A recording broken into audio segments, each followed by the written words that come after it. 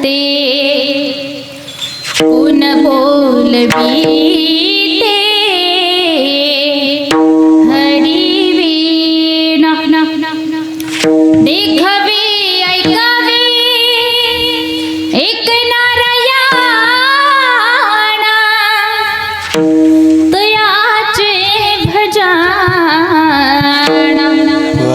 चूकून का मानसाची देव चालवी अहंता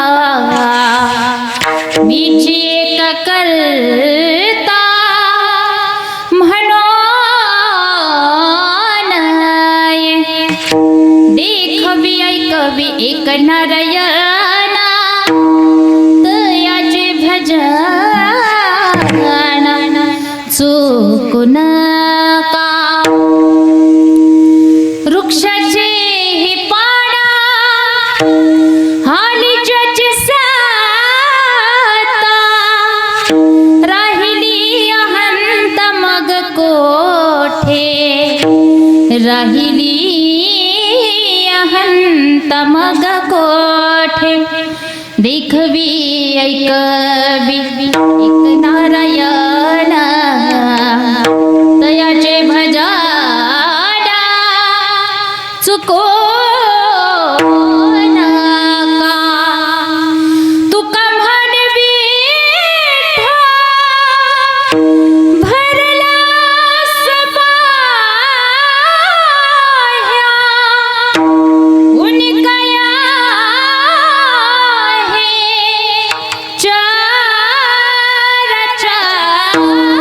चारी उनिकया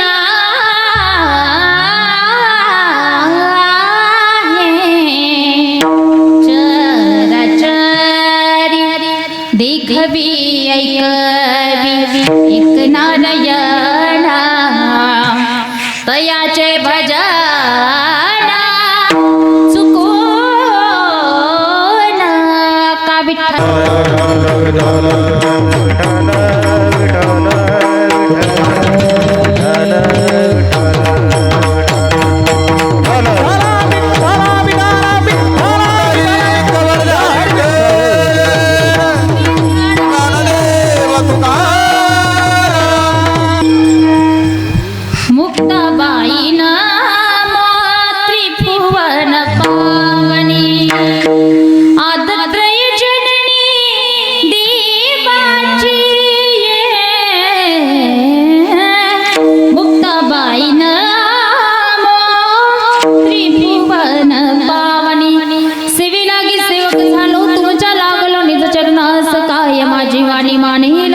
रंजो संतांचे चित्तासिया फुलिया जय जय श्री राधा रमण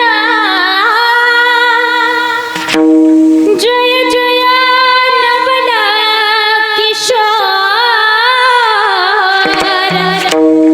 जय गोपी चित चोर प्रभु जय जय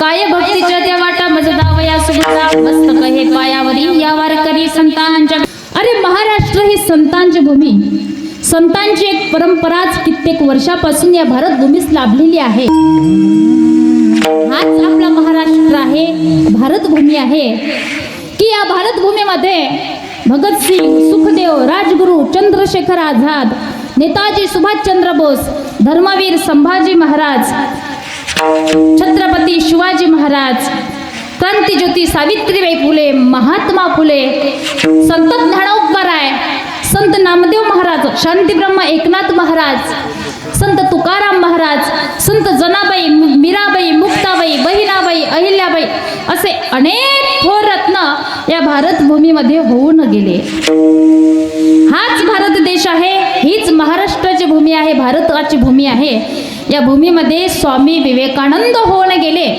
ज्यांनी वयाच्या 16व्या वर्षी आपल्या भगवत धर्माची पताका परप्रांतामध्ये रोवली त्यावेळेस कुठं त्यांचं रक्त शांत झालं ऐका करंजवासियांनो, ज्या वेळेला आपली भगवद्गीता सर्व धर्मग्रंथांच्या खाली ठेवण्यात आली, त्यावेळेला सगळ्या लोकांची भाषणं झाली, सगळ्या लोकांनी भाषण द्यायला सुरुवात केली. आता शेवटी स्वामी विवेकानंदांना उठवण्यात आलं. 16 वर्षाचं ते बालक, लोक हसायला लागले की हे 16 वर्षाचं बालक आणि हे काय बोलणार. पण ऐका, स्वामी विवेकानंद व्यासपीठावरती गेले, माईक हातामध्ये घेतला आणि पहिला शब्द वापरला की माय ब्रदर्स अँड, माझ्या प्रिय बंधू आणि भगिनींनो, असं म्हटल्यानंतर त्या हॉलमध्ये कमीत कमी अर्धा तास टाळ्यांचा कडकडाट चालूच होता माऊली. आणि स्वामी विवेकानंद बोलायला लागले की अरे तुम्ही आमच्या भगवद्गीतेला एवढं मानाचं स्थान देता, एवढं मानाचं स्थान देता की सर्व धर्मग्रंथांचा पाया आमची गीता. एक जण उठलं, शहाणं होतं ते जरा, त्याने ते भगवद्गीता काढली मध्ये ठेवली. म्हणे आता तुम्ही काय बोलणार स्वामीजी. स्वामीजी त्याच्यावरही बोलले, अरे तुम्ही आमच्या भगवद्गीतेला एवढं मानाचं स्थान देता की सर्व धर्मग्रंथांचा गाभा आमची गीता आहे. तेच उठलं, शहाणच होतं ते, त्याने ते भगवद्गीता काढली वरती ठेवली. म्हणे आता काय बोलणार तुम्ही. पण स्वामी विवेकानंद थांबले नाही, बोलले, अरे तुम्ही आमच्या भगवद्गीतेला एवढं मानाचं स्थान देता, एवढं मानाचं स्थान देता की सर्व धर्मग्रंथांचा कळस आमची गीता आहे. याला म्हणायचं बुद्धिचातुर्य, संभाषण कौशल्य, हजरजबाबीपणा. आणि हे फक्त आणि फक्त भारतातच होऊ शकतं, अन्यथा नाही. म्हणून मला सांगायचंय की भारत असा एकमेव देश आहे की ज्याला भारत माता म्हणून संबोधलं जातं. तुम्ही कधी ऐकलं नसेल अमेरिकन माता, पाकिस्तान माता, चीन माता, ऑस्ट्रेलियन माता, रशिया माता, कारण ते देश संस्कृती प्रधान नाही म्हणून सांगायचंय. करंजवासियांनो, अहो भारतासारखा देश नाही, महाराष्ट्रासारखं राज्य नाही, पंढरपुरासारखं तीर्थ नाही, पांडुरंगासारखं दैवत नाही, ज्ञानोबरायांसारखे संत नाही, ज्ञानेश्वरीसारखा ग्रंथ नाही, वारकरी संप्रदायासारखा संप्रदाय नाही, रामकृष्ण हरीसारखा मंत्र नाही, रामायणासारखी आचारसंहिता नाही, दशरथासारखे वडील नाही, कौशल्यासारखी आई नाही, रामासारखा मुलगा नाही, सीतेसारखी सून नाही, उर्मिलेसारखी जाऊ नाही, भरतासारखा भाऊ नाही, लक्ष्मणासारखा बंधू नाही, विभीषणासारखा मित्र नाही, रावणासारखा शत्रू नाही, कोल्ह्या इतका लबाड नाही, कावड्या इतका धूर्त नाही, काजडा इतका काळ नाही, लोणे इतका मऊ नाही, या माणसाच्या शरीरासारखं दुसरं शरीर नाही. आणि जगाच्या पाठीवर छत्रपती शिवाजी महाराजांनंतर तसा राजा कुणी झाला नाही, तसा राजा कुणी झाला नाही. म्हणून आपला भारत देश पवित्र आणि पावन देश. आणि आपण किती भाग्यवान, या भारत देशात आपण जन्म घेतला. भरत खंडे नरदेह प्राप्ती येतो परम भाग्याची संपत्ती. जास्त विस्तार न करता अभंगाकडे वळूया. निवडलेला अभंग तुकोबारायांचा आहे. तुकोबारायांच्या शब्दांनी अभंगावरती चिंतन करायचं. तुकोबारायांचा अधिकार सामान्य नाही माझ्या दादांनो. घरात नाही आण, गावात नाही मान, तरी चित्तात समाधान. जगद्गुरु तुकोबाराय. तुकाराम तुकाराम नाम घेता कापियमा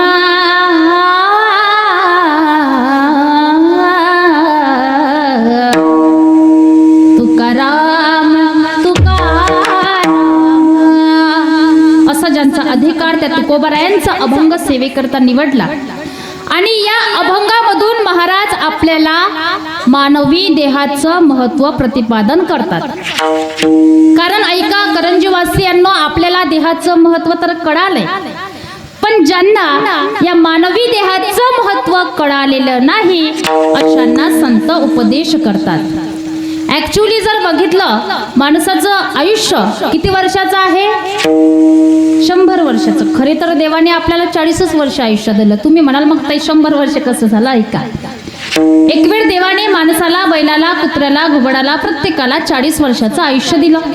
बैलाला असं वाटलं, अरे आपण 40 वर्ष आयुष्य घेऊन काय करायचं, शेतात काम करणे, नाही केलं तर मालकाचा मारही खाणे, त्यापेक्षा आपण काय करू, यातील 20 वर्ष आयुष्य कमी करू. कुत्र्याला असंच वाटलं, आपणही 40 वर्ष आयुष्य घेऊन काय करायचं, दारोदार फिरणे, भुंकत राहणे, लोकांच्या दगडांचा मारही खाणे, आपणही 20 वर्ष आयुष्य कमी करू. घुबडालाही असंच वाटलं, आपणही 20 वर्ष आयुष्य कमी करू. आणि बैल देवाला म्हणाला, देवा ओ देवा, माझं 20 वर्ष आयुष्य कमी करा. देव म्हणाला, बैला मला एक वेळ दिलेलं आयुष्य परत घेता येत नाही. अरे वाटल्यास तू तुझं आयुष्य कुणाला दे, पण त्या ठिकाणी बैल म्हणाला, देवा माझं आयुष्य कोण घेणार? माणूस बसलेलाच होता. माणूस म्हणाला, हो अरे मी असल्यानंतर तुम्ही काळजी तरी कशाला करता? दे ना मला तुझं आयुष्य. आणि बैलाने आपले 20 वर्ष आयुष्य माणसाला दिले. आता माणसाचं आयुष्य किती वर्ष झाले? बोला बोला. आपले 40 आणि बैलाचे 20, एकूण 60 वर्ष झाले. नंतर कुत्र्यानेही आपले 20 वर्ष आयुष्य माणसाला दिले. आता किती वर्ष? चांगलं गणित पक्का आहे तुमचं. नंतर घोपडानेही आपले 20 वर्ष आयुष्य माणसाला दिले. आता किती वर्ष झाले? माणसाचं खरं आयुष्य किती वर्षाचं? खरं आयुष्य 40 वर्षाचं.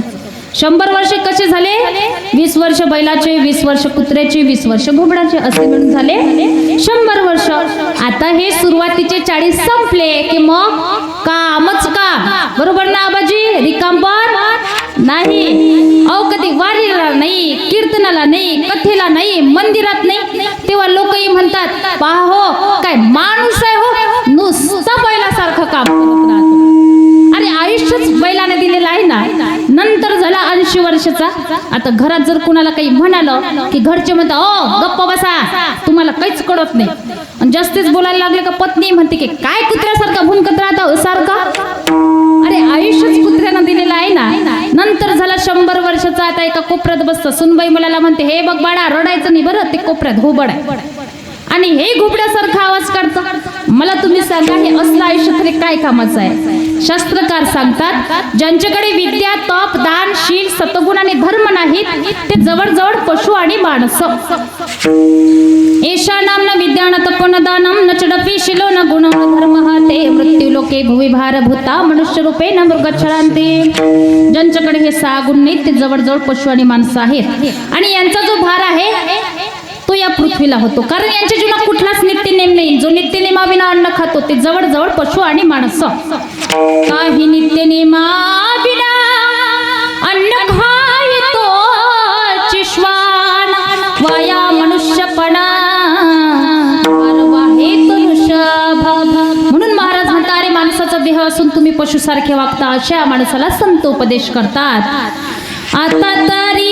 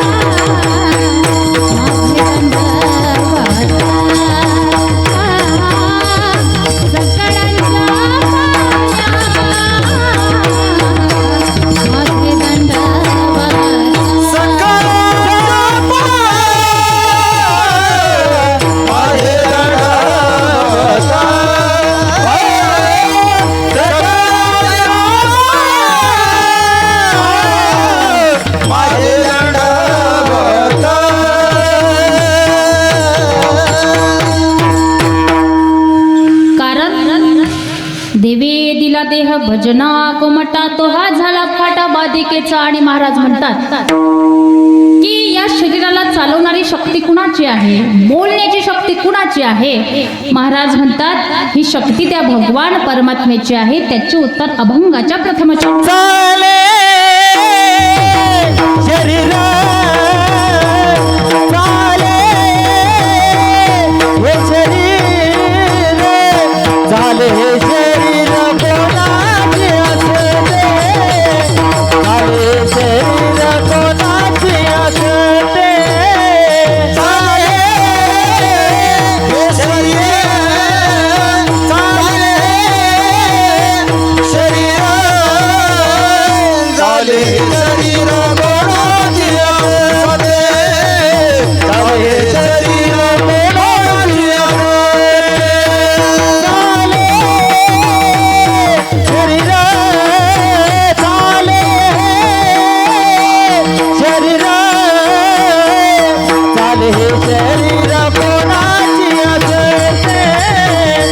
चाले हे शरीर कोणाची असते चाले शरीर चाले शरीर चाले शरीर कोणाची असते चाले शरीर कोणाची असते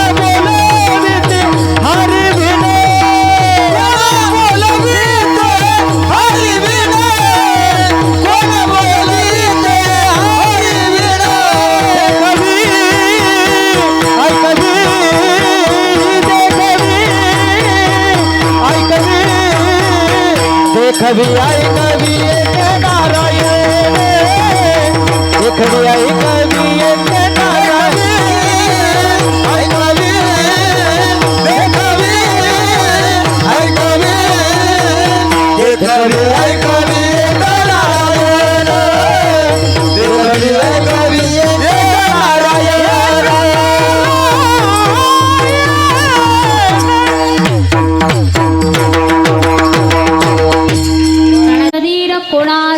महाराज म्हणतात त्यांच्या सत्तेशिवाय हे शरीर चालूच शकत नाही.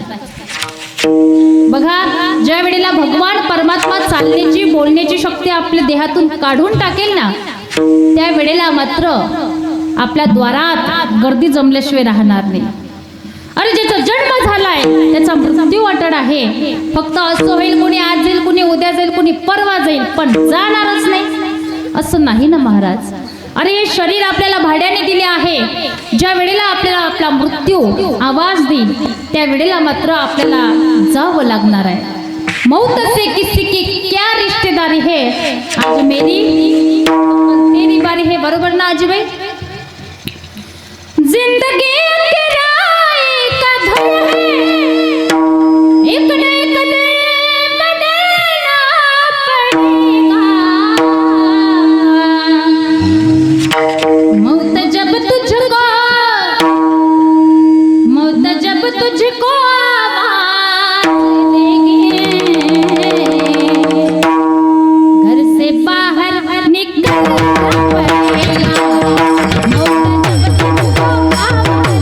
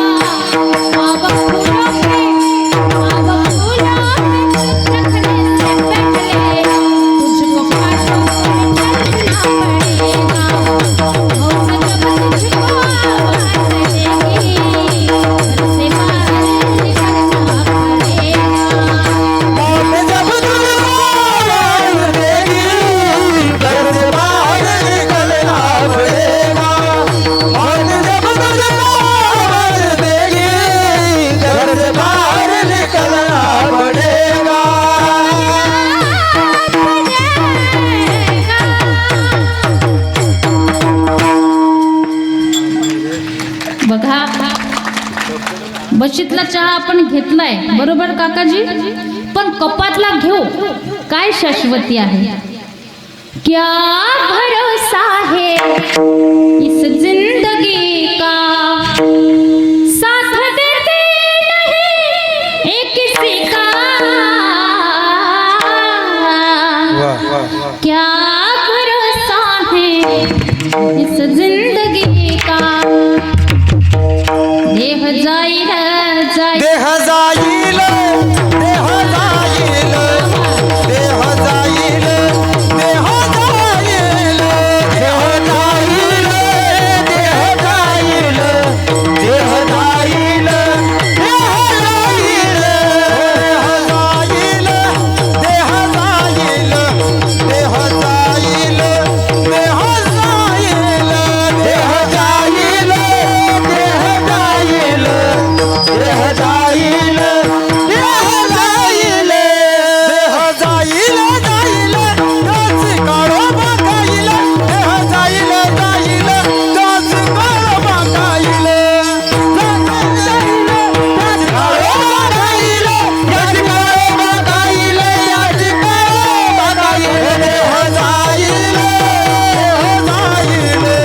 देह जाईल, देह जाईल, देह जाईल, देह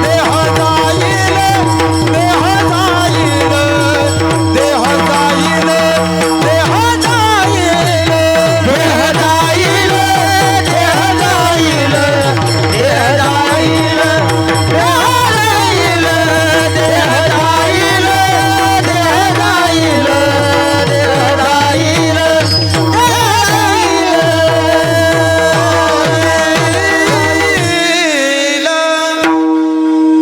देह जाईल, देह जाईल जाईल त्याची काळोबा खाईल. म्हणून या शरीराला चालवणारी शक्ती त्या भगवान परमात्म्याची आहे. एकदा बस डेपो मध्ये लागली, ऐका, प्रवासी बसमध्ये बसलेत, कंडक्टर सुद्धा त्या ठिकाणी बसमध्ये बसला. कंडक्टरनी बेल वाजवले, ट्रिंग ट्रिंग ट्रिंग ट्रिंग. अरे बस थकलीच नाही, काय कारण असेल करंजीवासियांनो? हा, ऐकत आहे ना कीर्तन? झोपलं नाही ना? मागचा महिला मंडळ झोपलं नाही ना? झोपल्या का काय? जागे आहे ना सर्व? ऐका, ती बस धकली नाही, काय कारण असेल आबाजी? कारण ड्रायव्हर बसमध्ये बसला नाही. नंतर ड्रायव्हर त्या बसमध्ये बसला आणि ती बस निघाली. जसे त्या ड्रायव्हर शिवाय ती बस धकूच शकत नाही, तसेच आहे त्या भगवंताशिवाय हे शरीर चालूच शकत नाही. म्हणून चाले हे शरीर कोणाचे सत्य कोण बोलाविते हरिविना. मी एक वेळ एका बाबांना प्रश्न विचारला बरं का, म्हटलं ओ बाबा आपण कशाने चालतो? बाबांनी मला लगेच उत्तर दिले, म्हणे ताई हा काय प्रश्न विचारायचा आहे? एवढा सोपा प्रश्न. हो म्हणे ताई पायाने. मी म्हटलं बाबा पायाने जर आपण चालतो तर एखादा व्यक्ती मेल्यानंतर तिरडीवर झोपलेला कधीतरी म्हणतो का, ए नातलगांनो तुम्ही कशाला माझ्यासोबत फेऱ्या घेता, जा शॉर्टकट मी एकटा येतो.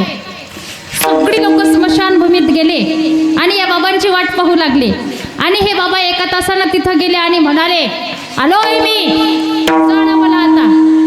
बरोबर आहे का? आ नाही ना, ते बाबा तिथे जाऊच शकत नाही, कारण त्यांच्या शरीराला चालवणारी शक्ती त्या भगवंताने काढून घेतली. म्हणून महाराज म्हणतात, चाले हे शरीर कोणाचे सत्ते कोण बोलविते हरिविना. त्यांच्या सत्तेशिवाय आपण बोलू सुद्धा शकत नाही. आपुलिया बडे नाही मी बोलत, सखा कृपावंत वाचा त्यांची साडून मंजुळ बोलत असे वाणी. शिकविता धनी वेगडाची किंवा मग कायम्या पामर उत्तरे परित्या विश्वंभरे बोलविले. महाराज म्हणतात मला बोलावणारा तो भगवंत आहे, पक्ष्यांना सुद्धा तोच बोलावतो. आणि मग आजीबाई ओ मावशी तुम्हाला कोण बोलावतो? हा कोण? तोच बोलावतो. कोण बोलाविते हरिविना. मग मला असं वाटतं बोलावणारा जर तो असेल तर आपण कसं बोललं पाहिजे? अगदी गोड बोललं पाहिजे. काही की लोक तर गोड बोलतच नाही हो. मला कधी कधी प्रश्न पडतो की गोड बोलायचे काही पैसे मोजावे लागतात का? पण मग माणसं गोड तरी का बोलत नाही? ज्ञानोबराय सांगतात की माणसाने कसं बोललं पाहिजे. साचा निमवाडा मी तुलियानी रसाणा शब्द जैसे कल्लोळ अमृताचे. माणसाने खरं बोललं पाहिजे, गोड बोललं पाहिजे, मृदू बोललं पाहिजे आणि कामापुरतं बोललं पाहिजे बरं का. अगदी गोड बोललं पाहिजे, कारण कोण बोलावी ते हरिविन महाराज म्हणतात. त्यांच्या सत्तेशिवाय आपण चालू शकत नाही, बोलू सुद्धा शकत नाही. एवढंच काय, पाहू सुद्धा शकत नाही, ऐकू सुद्धा शकत नाही. अभंगाच्या द्वितीय चरणात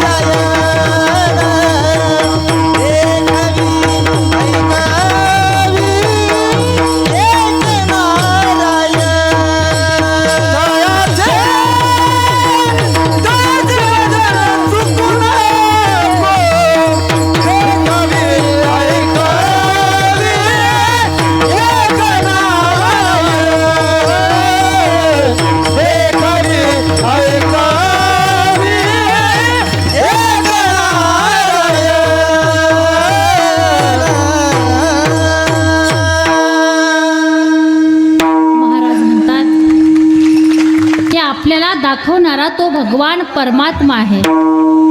आंधळ्या मनुष्याला आरशासमोर उभं केलं, काकाजी काय उपयोग आहे? ज्याप्रमाणे बुद्धिहीन माणसाला शास्त्राचा काहीच उपयोग होत नाही ना, त्याचप्रमाणे आंधळ्या मनुष्याला आरशाचा उपयोग होत नाही. यस्य नास्ति स्वयं प्रज्ञा शास्त्रं तस्य करोति किमा लोचनाभ्यां विहीनस्य दर्पण किं करिष्यति. आता दाखवणारा जरी तो आहे, म्हणजे शक्ती त्यांची आहे, पण आपण तरी काय पाहावं याचाही विचार आहे. नाहीतर काही लोक या डोळ्यांनी चांगलं बघतच नाही हो. अरे एवढे सुंदर डोळे त्या भगवंताने आपल्याला दिले, मग कधीतरी त्या भगवंताला पाहिलं पाहिजे. डोळे तुम्ही घ्या रे सुखा पहा विठोबाचे मुखा, पहा विठोबाचे मुखा, पहा विठोबाचे मुखा. तुम्ही घ्या रे सुखा पहा विठोबाचे मुखा, पहा विठोबाचे मुखा, पहा विठोबाचे मुखा.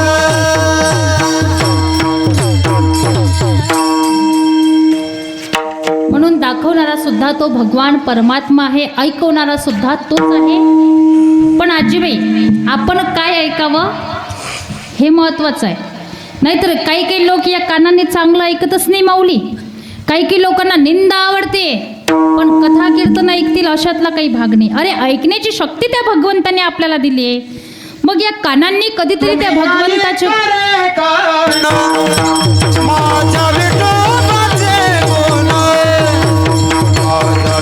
विठोबाचे गुण माझ्या विठोबाचे गुण तुम्ही ऐकावे कान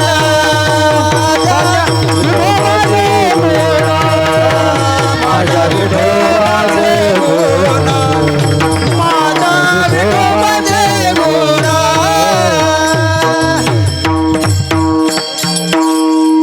जोपर्यंत तो ऐकण्याची शक्ती काढत नाही तोपर्यंतच कथा कीर्तन ऐकायला हरकत नाही. ज्या वेळेस तो ऐकण्याची शक्ती काढून घेईल ना मग कीर्तनकार लोक राम राम म्हणतील, तुम्हाला लांब लांबच ऐकू येणार. म्हणून कथा कीर्तन ऐकून घ्या बरं का, कारण दाखवणाराही तोच आहे, ऐकवणाराही तोच आहे. म्हणून तयाचे भजन चुकू नका, चुकू नका असं महाराजांना आपल्याला म्हणायची त्या ठिकाणी गरज पडते. त्याचं कारण असं आहे की आपण त्यांचं भजन करायला विसरतो. पण संतांच्या बाबतीत जर तुम्ही विचार केला तर संत रात्रंदिवस त्या प्रभूच्या नामचिंतनामध्ये मग्न होते. असाच एक प्रसंग गोरोबा काकांचा. गोरोबा काकांच्या पत्नीने एक दिवस गोरोबा काकांना सांगितलं, अहो मी पाणी घेऊन येते नदीवरनं, तोपर्यंत तुम्ही आपल्या लेकरांकडे लक्ष द्या हा. गोरोबा काकांची पत्नी निघून गेली पाणी आणायला. इकडे गोरोबा काकांचं काम चालू झालं. त्यांचा व्यवसाय मात्र असा होता, सगळी माती पाणी एकत्र करायचं, त्यापासून चिखल घडवायचा आणि त्या चिखलापासून सुंदर मडकं बनवायचं. आपली सुद्धा मडकी त्या भगवान परमात्म्यानेच बनवली. गोरोबा काकांचं काम चालू झालं. पण हे काम करत असताना त्यांचा देह जो होता, त्यांचा आत्मा जो होता ना, भगवंतापाशी होता. एवढं नामस्मरण, एवढं चिंतन गोरोबा काकांचं चालू झालं.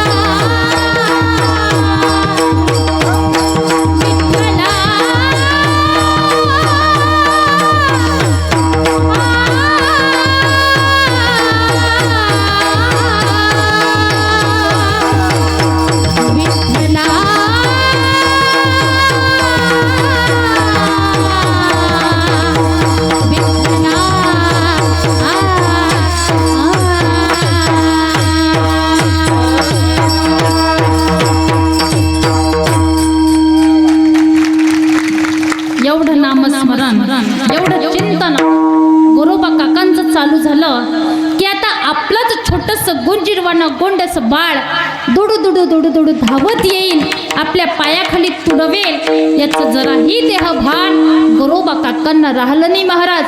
अहो ते बाळ पायाखाली आलं, ते तुडवल्या गेलं, रक्तबंबाळ अशी ती माती दिसायला लागली. सुभाषितकार वर्णन करतात, नवलाची गोष्ट ऐक सखे बाई, नवलाची गोष्ट ऐक सखे बाई, कुंभाराने बाळ तुडविले पायी, कुंभाराने बाळ तुडविले पायी, नवलाची गोष्ट ऐक सखे बाई, कुंभाराने बाळ तुडविले पायी, नवलाची गोष्ट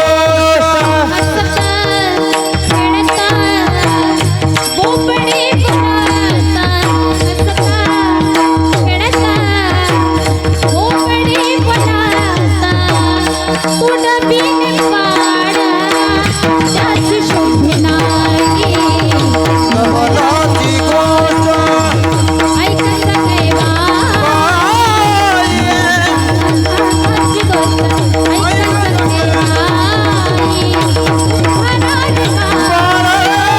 तुडविले पायी, नवलाची गोष्ट ऐक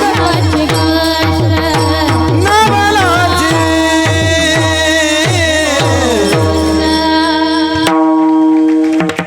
भजनी कीर्तन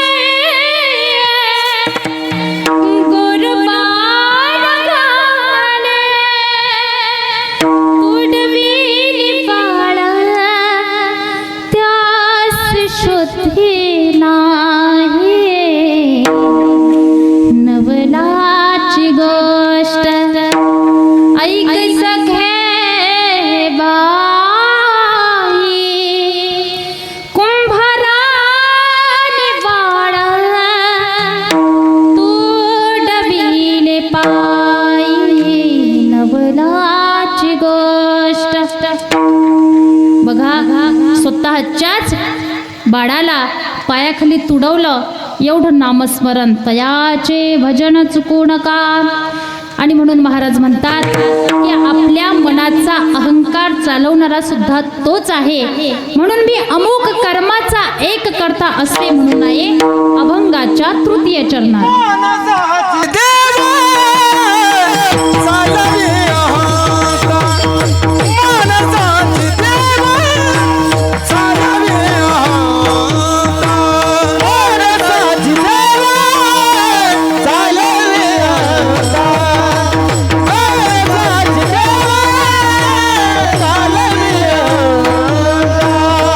मानसाची देव चालवी अहंकार, मानसाची देव चालवी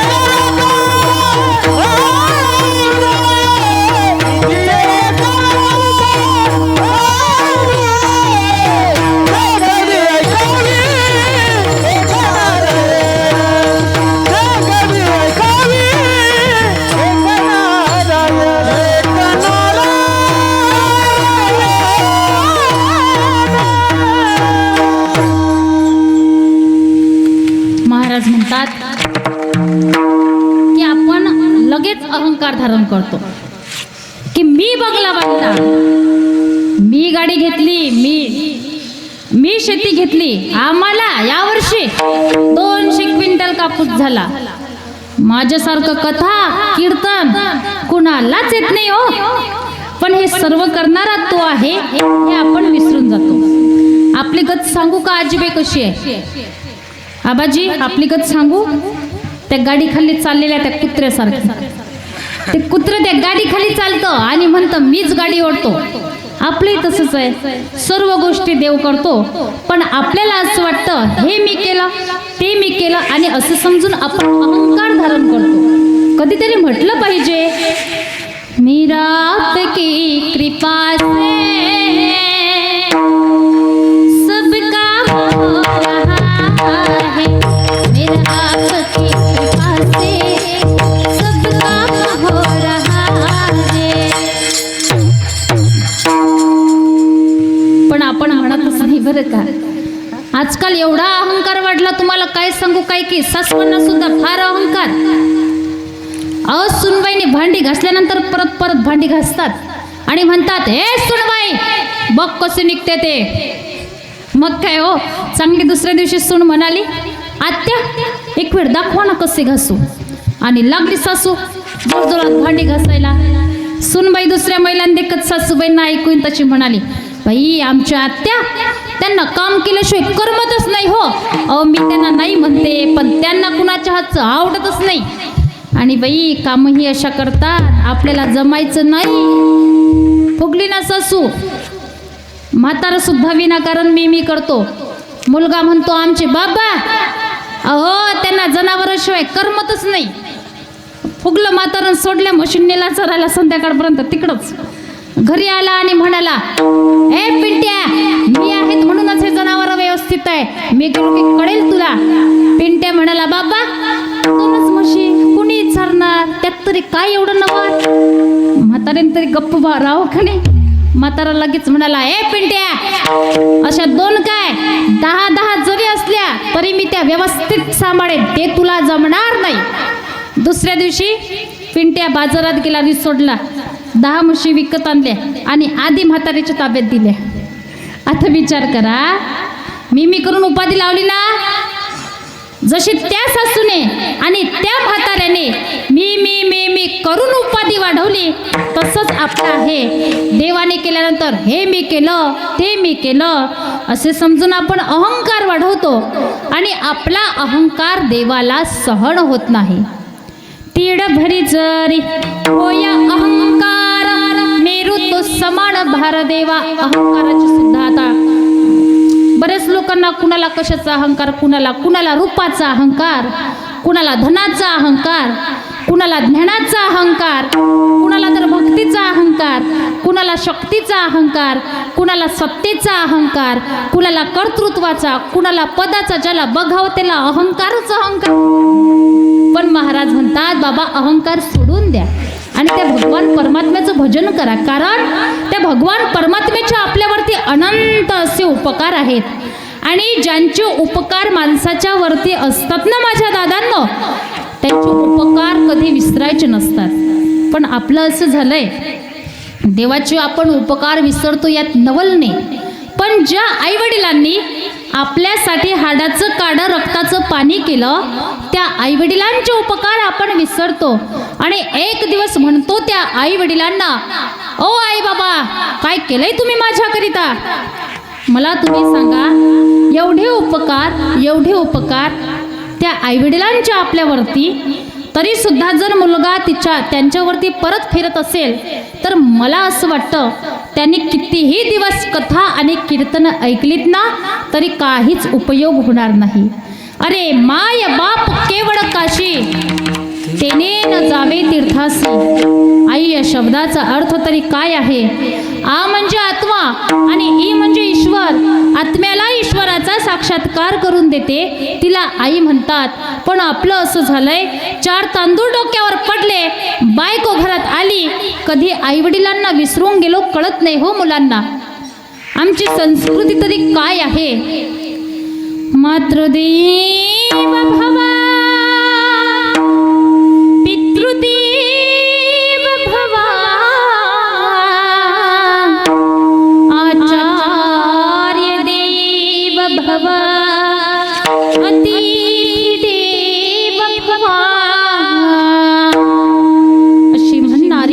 आमची ही संस्कृती आणि त्यांचेच आईवडील आज वृद्धाश्रमात राहतात. आणि जास्तीत जास्त वृद्धाश्रमात राहणाऱ्या कोणत्या आईवडिलांची संख्या असेल ना, ती आहे शिकल्या सवरलेल्या लोकांच्या आईवडिलांची. मग काय घेतले तरी काय आम्ही आमच्या शिक्षणातून, तुम्ही इकडे लक्ष द्या बरं का. एखाद्या वेळेला जा, त्या वृद्धाश्रमाला भेट द्या आणि विचारा त्या खितपत पडलेल्या आई वडिलांना की काय हो, तुमचा मुलगा काय करतो. सांगतील त्या वृद्धाश्रमात खितपत पडलेल्या आई वडील की हो, आमचा मुलगा डॉक्टर आहे, इंजिनियर आहे, ॲडव्होकेट आहे, टीचर आहे, प्रिन्सिपल आहे, पायलट आहे. पण त्या वृद्धाश्रमामध्ये खितपत पडलेलं एकही वृद्ध जोडपं तुम्हाला असं नाही म्हणणार माऊली की आमचा मुलगा अडाणी शेतकरी आहे. कारण शेतकऱ्याचे आई वडील कधीच वृद्धाश्रमात पोहोचत नाहीत, ही वस्तुस्थिती आहे माऊली. मग कुणाचे पोहोचतात? शिकल्या सवरलेल्या लोकांच्या आई वडिलांचे. मग काय घेतलंय तरी काय आम्ही आमच्या शिक्षणातून. बघा आपलं कसं आहे सांगू का, आई वडील जोपर्यंत आहेत तोपर्यंत कळत नाही आणि गेल्यावर परत मिळत नाही. अरे धगा आड गेलेला सूर्य परत दिसेल रे दादा, पण माती आड गेलेली आई परत दिसणार नाही. मग आपल्याला म्हणावं वाटतं, कशाला गेलीस आई तू स्वर्गाला,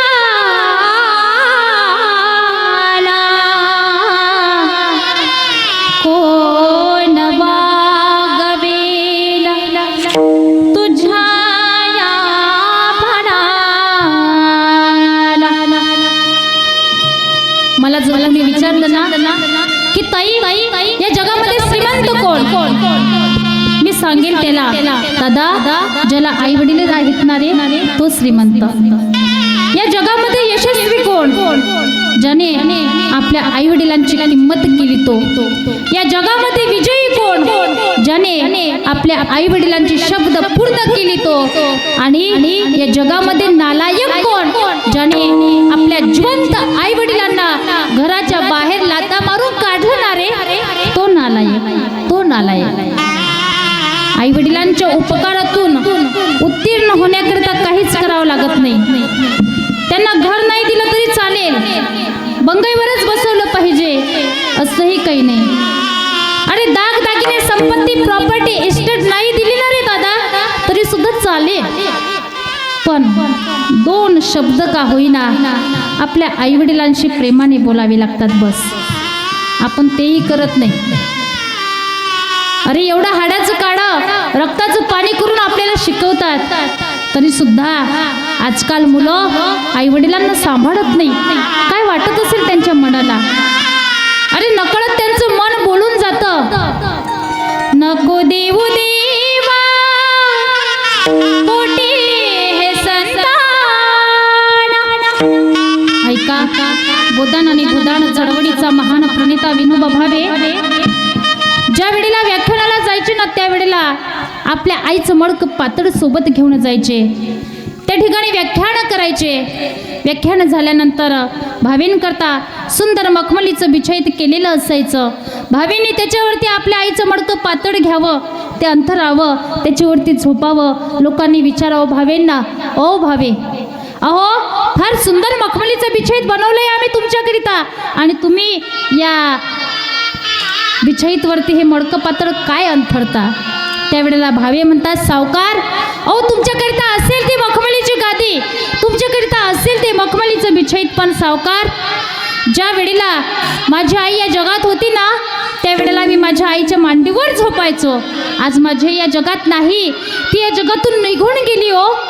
पण ज्या ज्या वेळेला मी या मडक्या पातळ्यावर झोपतो ना सावकार, त्या त्या वेळेला मला असं वाटतं ही माझ्या आईची मांडी आहे. गोदान आणि भूदान चळवळीचा महान प्रणेता विनोबा भावे कापडामध्ये आई शोधतो रे, आणि तुम्ही तुमच्या जिवंत आई वडिलांना घराच्या बाहेर लाथा मारून काढता. काय वाटत असेल त्या आई वडिलांना. हर बात को तुम भूलो भले, माँ बाप को मत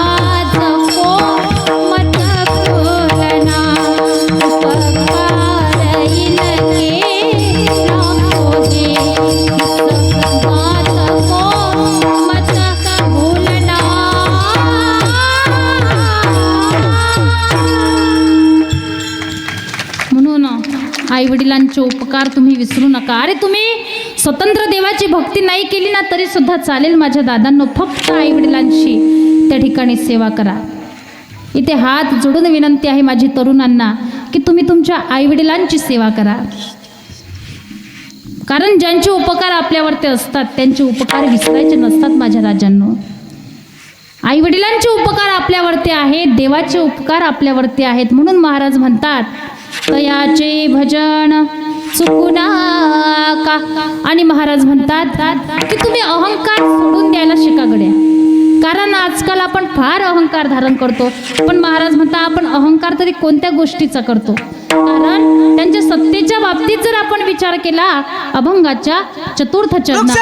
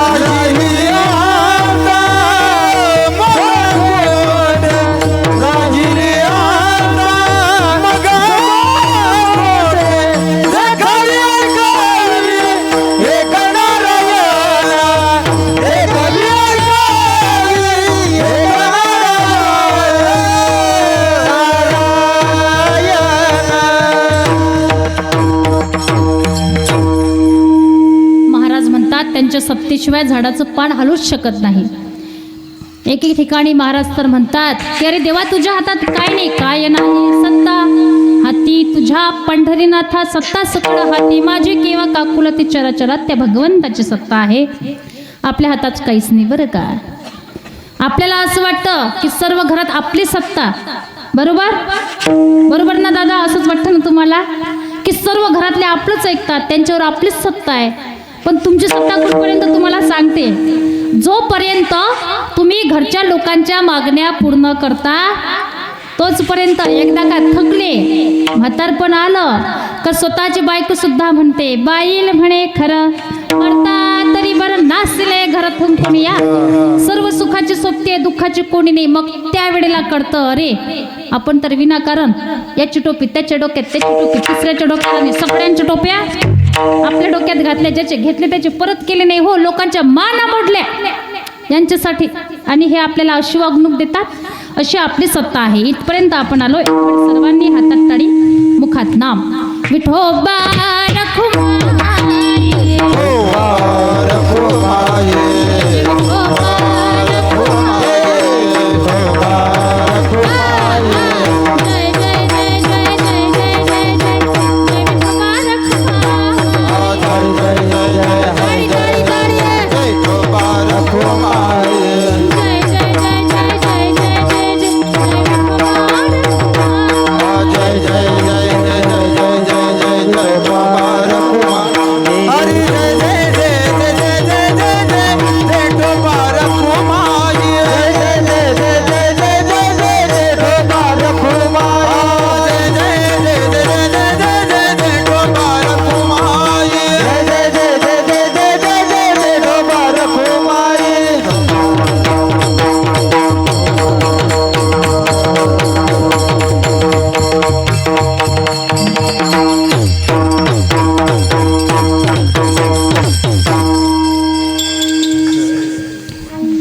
बात आहे. मला इथं येऊन फार अतिशय आनंद वाटला बरं का.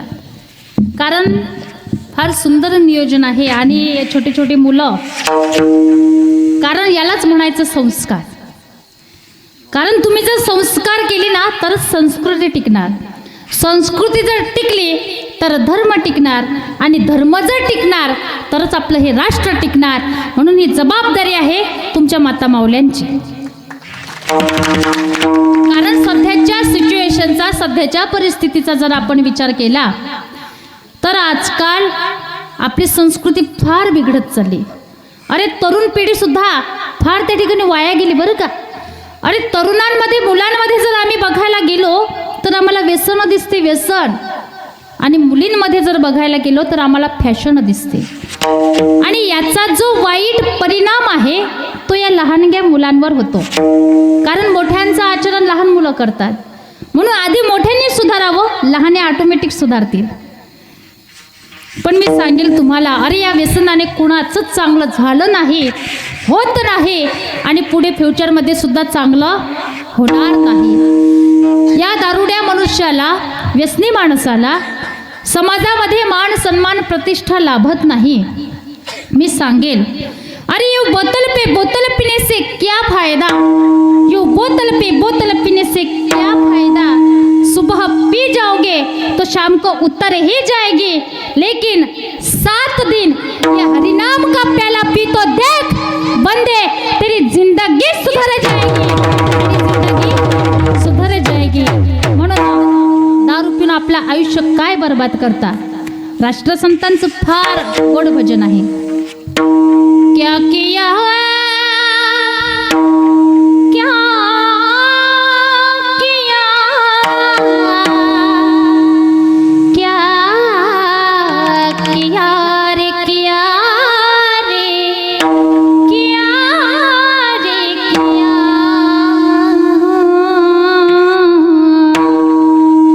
क्या किया क्या किया क्या किया रे, ओ तूने जीवन गमा दिया, तूने जीवन गमा दिया. क्या किया रे,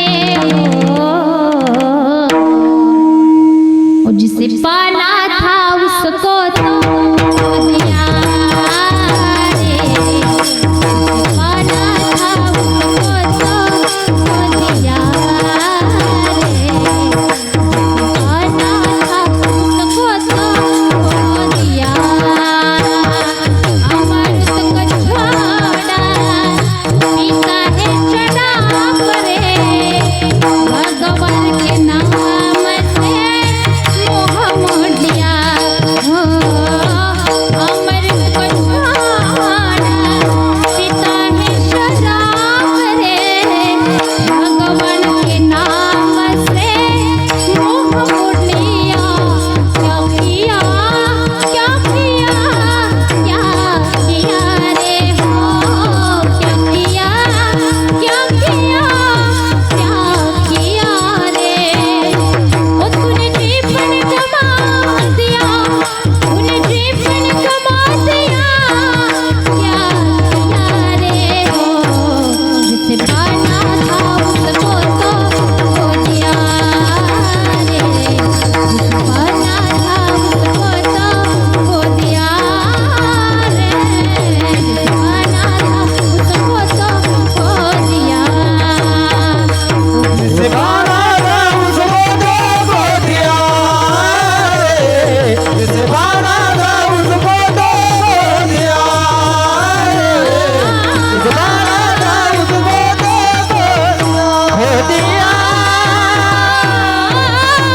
दिया.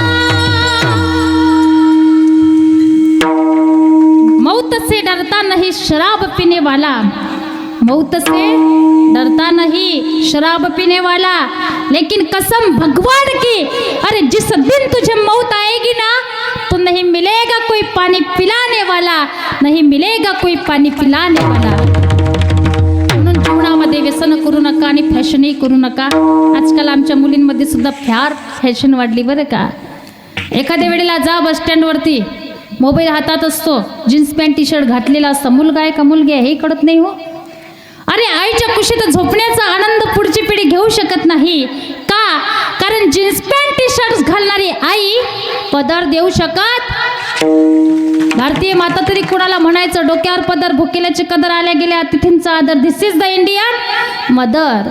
आणि हे कुणापासून शिकायचं असेल तर राष्ट्रमाता राजमाता जिजाऊ मासाहेबांकडून शिकावं. कारण लहानपणीच रामायण महाभारत यांसारख्या कथा सांगून त्या परमपुरुषाच्या ध्येयाची जाणीव करून दिली छत्रपती शिवाजी महाराजांना. त्यावेळेस कुठे हिंदवी स्वराज्य संस्थापक छत्रपती शिवाजी महाराज घडले. नाहीतर आपण नुसतं म्हणायचं, अरे अंधार झालाय आता दिवा पाहिजे, या देशाला जिजाऊचा शिवा पाहिजे. कशाला बोलावता राजांना दारूच्या बाटल्यांचे झाकणं गोळा करायला? अरे राजाच्या तत्वांवर चालले, त्या तत्वांवर तुम्ही चाला ना. हा, कशाला राजांना बोलावता? नका लावते बरं का. म्हणून मला वाटतं, अरे नव्हते कलम नव्हता कायदा, नव्हती कलम नव्हता कायदा, तरी सुखी होती प्रजा. का? कारण सिंहासनावर होता माझा छत्रपती राजा, माझा छत्रपती राजा, माझा छत्रपती राजा. म्हणूनच तर आज छत्रपती शिवाजी महाराज की, धर्मवीर संभाजी महाराज की असे म्हटल्यानंतर जय जयकार होतो. हा जय जयकार एखाद्या व्यक्तीच्या नावाचा नाही माझ्या दादांनो, हा जय जयकार आहे त्यांनी केलेल्या कर्तृत्वाचा. म्हणूनच तर आज 33 कोटी देवतांची लक्षावधी अब्जावधी मंदिरं आहेत माझ्या दादांनो, पण एकही मंदिर माझ्या राजांचं नाही, वाईट वाटत नाही.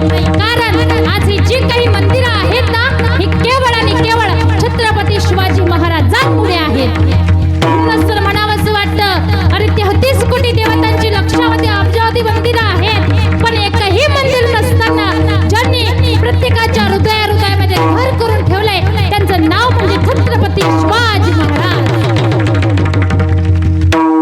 नाहीतर आपण फक्त जयंती आली का डीजे लावायचा, लाखो रुपयाचा, दारू प्यायची, त्या डीजेवाल्याला म्हणायचं, ओ डीजेवाल्या बजाव. मला तुम्ही सांगा, दारू पिऊन जर तुम्ही त्या ठिकाणी जयंती साजरी करत असाल तर काय वाटत असेल राजांना? हा तर राजांचा पराभव आहे. अरे एवढं स्वराज्य निर्माण केलं यांच्यासाठी आणि हे असल्या जीवन खालच्या दर्जाचं जगतात, हा तर पराभव आहे राजांचा. पण त्यांना घडवण्यामागे जर कुणाचं वाटा असेल तर राष्ट्रमाता राजमाता जिजाऊ मासाहेबांचा. म्हणूनच तर म्हणावंसं वाटतं, अहो माता तुम्ही जर नसत्या तर नसते दिसले मंदिरांवरचे कळस. माता तुम्ही जर नसत्या ना तर नसते दिसले अंगणी तुळस. माता तुम्ही जर नसत्या ना माता तर नसते लढले हो मावडे. आणि खरंच माता तुम्ही जर नसत्या ना तर नसते दिसले हे विजयाचे सोहळे, विजयाचे सोहळे, हे विजयाचे सोहळे. माता जिजाई होते शिवरायाची आई, म्हणून या महाराष्ट्राला लाभली शिवशाही. धन धन थोर आई, राष्ट्र पवन होई. कितीची थोरवी आज सारा महाराष्ट्र गाई. धन्य धन्य थोर आई,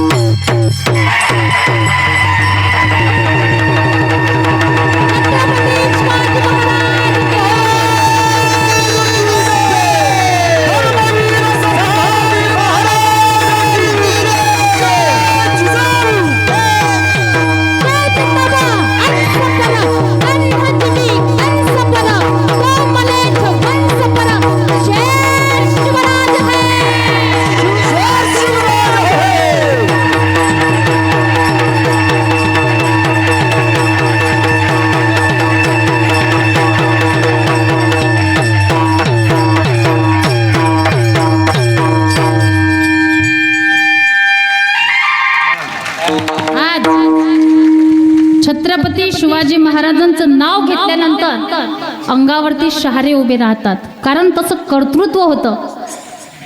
आणि ऐका, छत्रपती शिवाजी महाराजांनी सुद्धा धर्माचं रक्षण केलं आणि तुम्ही गावकरी मंडळी सुद्धा धर्माचं कार्य करत आहात. कारण सप्ताह वगैरे जे होतात हे धर्माचं कार्य आहे. हेची आम्हा करणे काम बीज वाढवावे नाम. तुका म्हणे धर्म रक्षावयासाठी देवासही अटी जन्म घेणे. ऐका, सर्वांवर त्या देवाची सत्ता, आपण त्यांच्या सत्तेशिवाय चालत नाही, पाहत नाही, बोलत नाही, ऐकत नाही. एवढंच काय, त्यांच्या सत्तेशिवाय झाडाचं पान हालत नाही. मग तो देव आहे तरी कोठे? तुका म्हणे विठ्ठ बनला सबाह्य उणे काय आहे चराचरी. महाराज म्हणतात की तो सर्व ठिकाणी आहे, पण तो दिसत नाही. दिसतो हा नोहे तैसा, असे दिशा व्यापक. महाराज म्हणतात तो प्राण्यांचे वर्म सुद्धा जाणतो, असा तो आहे. सर्व संतांनी त्याला सर्व प्राणी मात्रात पाहला. एकाने गवत वाटले, गवताचे दूध केले, कॅना भरून विकाय नेले सोनाटीला वगैरे. आता मला गावांचे नाव माहिती नाही. आता कितीही गवत वाटलं तरी त्या गवताचं दूध होत नाही. कारण हे मी माझ्या मनाचं सांगत नाही. तृण वाटिता क्षीर हे होत नाही. पशु भक्षिता पालटी तेची देही तया वर्म तो जाणता एक आहे. असे व्यापक व्यापुनी अंतर्बाह्य. महाराज म्हणतात तो प्राण्यांचे वर्म सुद्धा जाणतो, असा तो आहे. सर्व संतांनी त्याला सर्व प्राणी मात्रात पाहिला. ज्ञानदेव म्हणे तोही माझा आत्मा. नामदेव महाराजांनी कुत्र्यात पाहिला, नाथबाबांनी गाढवात पाहिला, भक्त प्रल्हादाने खांबात पाहिला. कारण तुका म्हणे प्रभू देश विदेश भरिया खाली नाही देश. तुका म्हणे विठ्ठल भरला सबाह्य उडे काय आहे चराचरी जगत के कन कन में भगवान. जगत के कन कन में भगवान. जगत के कण कण में भगवान. जगत के कण कण में भगवान.